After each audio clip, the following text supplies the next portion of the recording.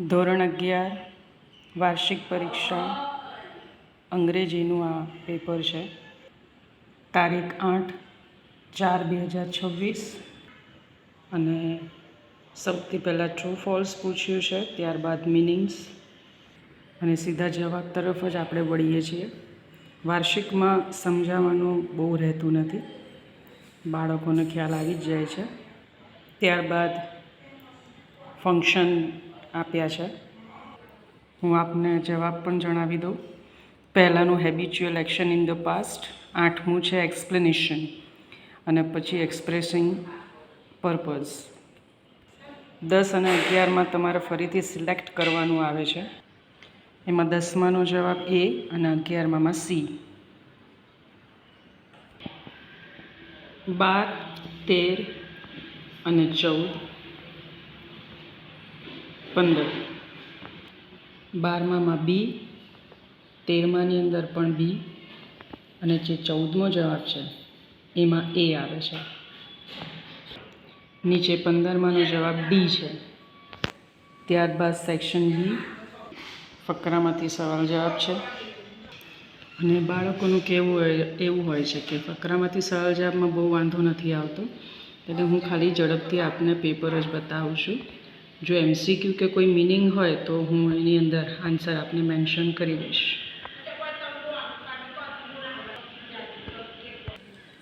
ત્યારબાદ એમણે ખાલી જગ્યા પણ આપી છે અને મોટાભાગે ધોરણ 11 અને 12ની જે ખાલી જગ્યા છે ટેક્સ્ચ્યુઅલ હોય છે.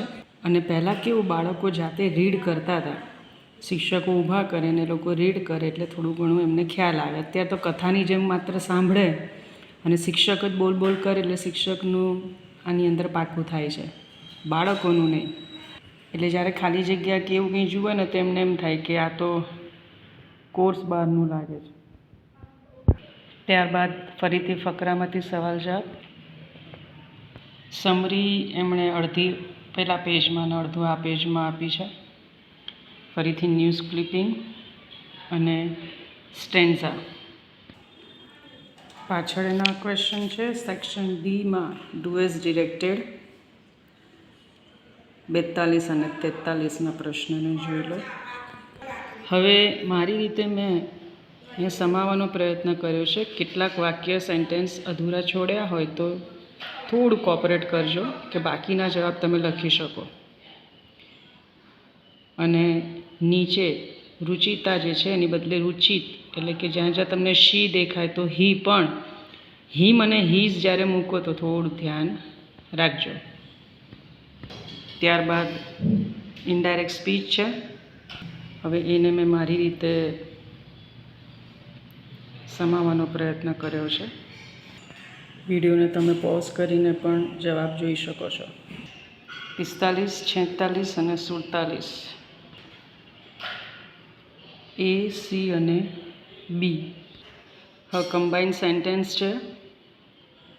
એમાં આ રીતે પણ લખી શકો. The people heard the news that the king was ill અને પછી સો દે ક્રાઉડેડ અને પછી એન્ડ દે વિસ્ડ. એમ તમે કમ્બાઈન કરી શકો. નીચે ખાલી જગ્યા છે, એના પણ આન્સર્સ તમે જોઈ રહ્યા છો. ખાલી જગ્યા સહેલી જ છે, પણ ખાલી જ્યારે તમે આ રીતે જુઓ તો થોડું કદાચ કન્ફ્યુઝન થાય. પણ મેં જવાબ આપી દીધા છે, બટ, સમવન અને ધેટ. પછી સેક્શન ઈ, તમે કયું ભોજન જે જમવામાં લો છો એમાં લિક્વિડ અને સોલિડ ફૂડ એના વિશે આપ્યું છે. ત્યારબાદ નિબંધ. મોટાભાગે લોકો મોબાઈલ ઉપર લખવાનું પસંદ કરતા હોય અથવા તો સ્પોર્ટ્સ પર્સન. ત્યારબાદ તમને સ્પીચ ના લખી શકો તો ઇંગ્લિશ ટીચર, અને એ તમે પાકી કરી જ લેજો. 12મામાં પણ તમને આ કામમાં આવશે. અને ઈમેલ આપ્યો છે એ ન લખી શકો તો રિપોર્ટ. તો આ હતું ધોરણ 11 8/4/2026ના અંગ્રેજીનું 80 ગુણનું પેપર. Thank you.